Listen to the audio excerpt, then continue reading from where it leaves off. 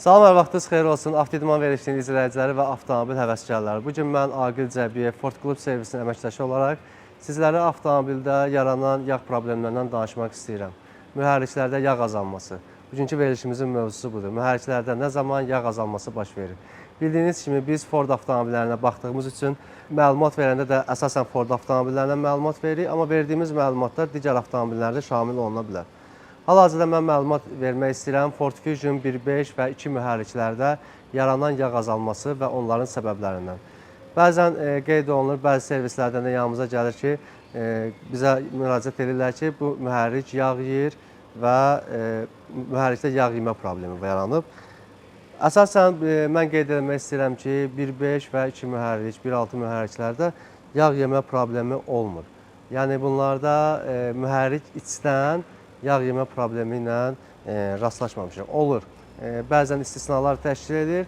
Adətən mühərrik yenidən yığılarkən düzgün yığılmadıqda və yaxud da ki, bəzi mühərrik yeni yığılır. Birinci, ikinci yağ dəyişmə proseslərində mühərrikdə yağ azalması olur. Bunlar da normaldır. Amma mühərrik düzgün yığılmadıqda yağ yeyirsə və yaxud da içərisində işlənən detallarda problem yaranıb yağ yeyirsə, bu artıq mühərrikin yenidən sökülməsi deməkdir. Yalnız düzgün işləyən mühərriklərdə mühərrikin özü, yəni zavod istehsalı mühərriklərin özlərində ustanın yaratdığı problem olmasa, bu mühərriklərin daxilində yağ yemə problemi olmur. Yəni bunu bir dəfəlik yadınızda saxlayın. Ford Fusion mühərrikləri yağ yemə problemi olmur. Sadəcə bunlarda yağ azalır və yağ azalmanın səbəbləri var. O səbəbləri mən hal-hazırda sizə izah edəcəm. Hansı səbəblərdən bu mühərriklərdə yağ azalma problemi yaranır və nələrə diqqət yetirsə sürücü vaxtında bu yağ azalmasının qarşısını alar. İlk olaraq qeyd olunur yağ keyfiyyətsiz yağ. Yəni keyfiyyətsiz yağlarda özü müəyyən müddət istifadə olunduqda həmən o keyfiyyətsiz yağların tərkibi keyfiyyətsiz maddələrdən oluşduğuna görə orada müəyyən azalmalar baş verməsi olur. Düzdür, turbo mühərriklə təchiz olunduğuna görə bu mühərriklərdə yağ dəyişmə prosesində 200 qram, 300 qram, yarım litrə qədər azalma olmağı normaldır. Mən hal-hazırda sizə izah eləmək istəyirəm ki, düşünəyin bir mühərrik və mühərrikin üzərindəki detallar, hansı detallarda adətən fikir vermək lazımdır ki, bu detallardan yağ sızması ola bilər və yaxud da ki, onları nəzər yetirməlisiniz. İlk olaraq başlamaq istəyirəm. Üst aralıq qatı olan sürücülər arasında üst krişkanın prokladkası kimi adlandırılan ehtiyat hissəsindən. Dəyişilir il ərzində 1 və yaxud da 2 dəfə. Yəni bu dəyişilən detallar siyahısındadır. Yəni sürücü dilə desək, rasxodniklər siyahısındadır. Müəyyən müddətdən bir bu üst krişkanın prokladkasından yağ verir, yağ azalması olur. Bu da əlamətlər nədir? Adətən oradan mühərrikin yağı töküldükdə karterin üstünə tökülür. Oradan siz peçi qoşduqda içəri yanmış yağın qoxusu gəlir və yaxud da sverçal alışdırma şamlarını dəyişdirmək istədikdə görürsünüz ki, alışdırma şamları özü yağın içərisində qalıb, yəni yağlanıb və yaxud da özünüz də üst krişkasının, yəni mühərriki qoruyan hissəni qaldırdıqda həmən hissədə yağ nəmlənməsinin şahidi ola bilərsiniz. Yəni elə qorxulu bir şey deyil, dəyişilməyi də elə böyük bir məbləğə başa gələn detal deyil. Yəni bu üst krişkanın prokladkasını həm 1.5, həm 1.6, həm 2 mühərriklərdə dəyişmək lazımdır. 2 mühərriklərdə dəyişərkən diqqət eləməli olduğunuz bir məqam da var. Həmən o üst krişkanın prokladkası deyilən həmən o hissəni dəyişəndə orada vanus datikləri var. Həmən onların da üzərində belə bir saniklər olur. Həmən o sanikləri də dəyişin ki, o da həmən o üst krişkanın özündə olduğuna görə siz bu prokladkanı dəyişirsiniz. Həmən o datiklərdən yenə də yağ verəndə yenə də həmən o prokladkanı açmalı məcburiyyətindəsiniz. Yəni açarkən buna diqqət yetirin, dəyişilməyibsə bunu da dəyişin. Hal-hazırda əlimdə tutduğum ehtiyat hissəsindən danışmaq istəyirəm. Bu bütün mühərriklərdə olan bir detaldır. Buna sürücü arasında sinə membranı deyilir. Sinə membranının qısa olaraq vəzifəsini sizə qeyd etmək istəyirəm. Mühərrikdə yağ təzyiqlə qalxır və yuxarı hissəsi yağlanma gedəndə orada bəzən olur ki, çatdırmır yenidən yağ vala qayıtmağa və orada artıq yağ yaranır. Həmən o artıq yağı yenidən yəni karterə ötürən bu hissə membrandır. Və orada bəzən olur ki, yanmış yağlar, yanmamış yağlar əmələ gəlir və onları da yenidən karterə qaytarır. Bu həmən bu membran da özündə problem yarananda dəyişilir və yaxud da ki, onun da prokladkası olur.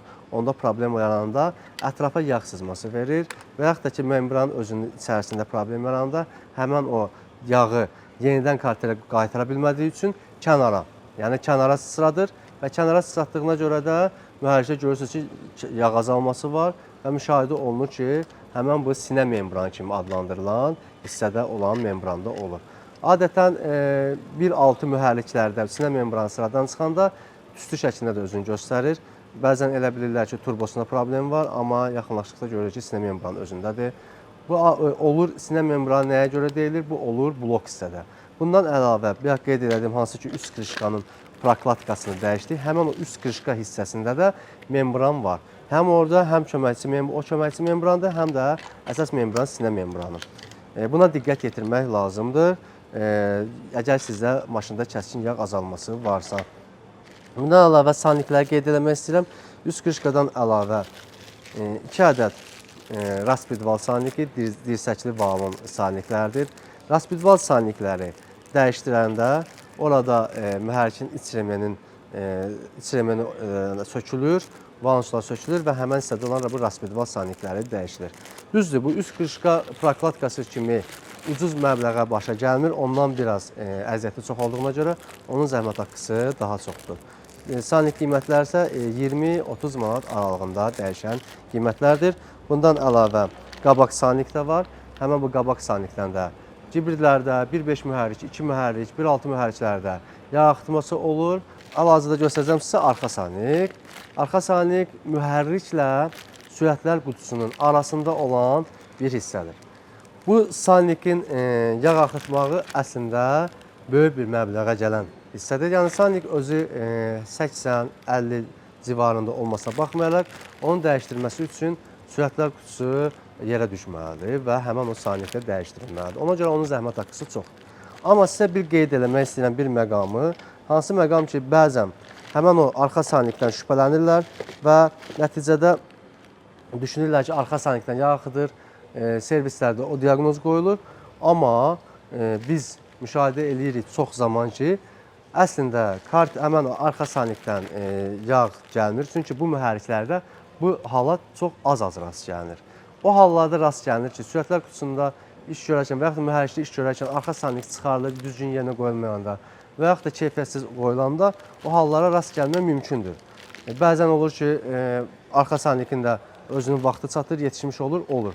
Amma adətən həmən o qarışdırırlar onu karter, yəni aşağı mühərrikin aşağı hissəsində karter deyilən bir hissə var. O karterdən gələn yağla və 1.5 mühərriklərdə, 2 mühərriklərdə, 1.6 mühərriklərdə, bütün mühərriklərdə bu hissə var. Həmən o karter açılır, müəyyən germetika ilə germetikalanır, keyfiyyətli germetikalan və yenidən qoyulur yerinə. Həmən o karteri, hansı ki, yağ dəyişmədə istifadə olunan həmən bu karterin boltu var. Kiçik bir ehtiyat hissəsini görsənir, amma tövsiyə olunur, hər 3 yağ dəyişmə, 4 yağ dəyişmədən bu karterin boltunu dəyişsinlər. Nəyə görə? Çünki bu karterin boltu hər yağ dəyişmədə açılır, bağlanılır, sıxılır və müəyyən təsirlərə məruz qaldığına görə sıradan çıxır. Sıradan çıxarkən də yenidən onu ora bağlayanda həmən o karterin bolt bağlanan hissəsində də problem yaranır. Siz məcbur olub növbəti dəfə həmən bu boltu tək dəyişə bilmirsiniz və karterin özünü dəyişməyə məcburiyyətində qalırsınız. Ona görə adətən bizi mühərrik yaxınlaşanda biz görəndə ki, tək bir yerdən yox, bir neçə yerdən yağ gəlmə əlaməti var. Biz müştəriyə təklif edirik, onu müəyyən avtoyunma məntəqələrdə tövsiyə olunur parla, yəni isti su ilə yuyulsun və bir gün sürsün. Ondan sonra yaxınlaşsın ki, biz orada köhnə, əvvəl ola bilər işlər görülüb, köhnə yağlar da quruyub qalmış ola bilər. Köhnə yağla təzə yağın ayırt eləyək ki, burada problem nədədir.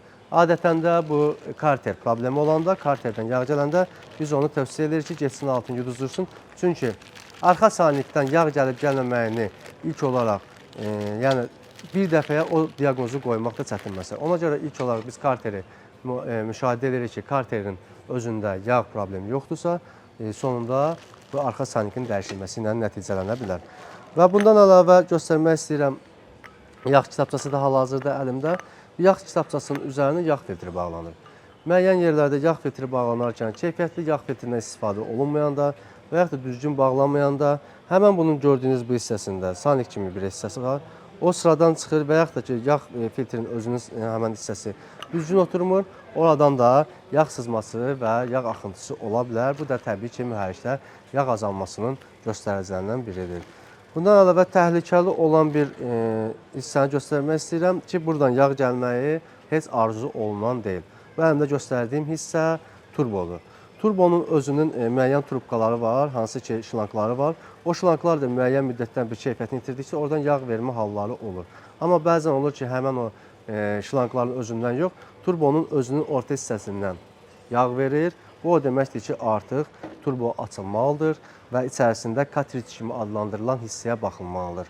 Ki, bu da deməkdir ki, turbosu ən pis halda dəyişilməyə qədər gətirib çıxara bilər. Bundan əlavə qeyd etmək istəyirəm sizə 2 motorlarda və 1.5 mühərriklərdə, 1.6 mühərriklərdə vakuum yaradan bir ehtiyat hissəsi var. Buna vakuum sazzatel deyirlər. Onun hal-hazırda əlimdə tutduğum prokladkasıdır. Bu 2 motorlarda olur. 1.6, 1.5 mühərriklərdə də o dəmirdən olur. Və həmən o prokladkadan da yağ vermə halları olur. Qeyd elədim, bir yaxşı yağ filtri, orada yağın sensoru da olur. Oradan da yağ vermə halları olur. Ümumilikdə bunlardır. Adətən, yəni siz fikir verməli olduğunuz məqamlar bunlardır. Başqa hissələr də var, o sinə kollektoru filan, onlardan da yağ vermə halları olur. Amma əksər göstərdiyim bu hissələrdir ki, bunlarda əgər sizin mühərrikinizdə yağ azalması problemi varsa, birinci növbədə bunları yoxladın. Ondan sonra əgər bunlarda yağ axımı yoxdursa, yağı dəyişin, keyfiyyətli yağdan istifadə edin. Yəni, çox az faiz hallarda ola bilər ki, mühərrikin daxilində problem olsun və mühərrik daxildən problemə görə, yəni yağ yemə halları olsun. Düşünürəm, bu verdiyimiz məlumatlar yetərli qədər sizə faydalı olacaq. Bizim ünvanımız NZS qəsəbəsi, Ford Club Servis, Xəzər televiziyasının yanı. Çox sağ olun, təşəkkür edirik.